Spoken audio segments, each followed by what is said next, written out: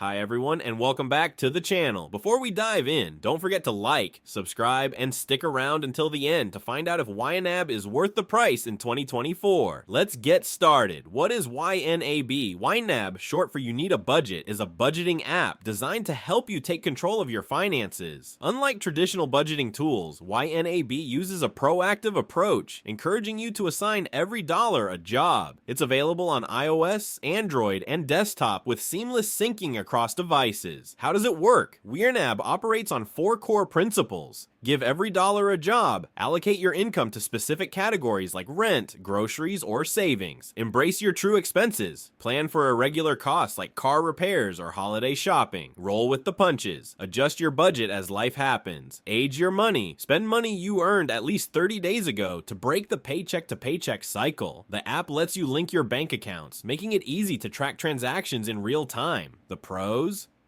YNAB's biggest strength is its focus on financial awareness and long-term goals. The interface is clean, intuitive, and packed with helpful tools, including reports that show where your money is going. Their educational resources like tutorials and workshops are also top-notch. The cons: YNAB requires a subscription fee of around $15 a month or $99 a year, which might be steep for some. It also takes time to learn the system, so it's not as beginner-friendly as other budgeting apps. Is it worth it in 2024? If you're serious about taking control of your finances and ready to commit to regular budgeting, YNAB is a game changer. The cost might feel high, but many users report saving thousands after using it effectively. Thanks for watching. Let me know in the comments if you've tried YNAB or if there's another budgeting app you recommend. Don't forget to like, subscribe, and I'll see you in the next video.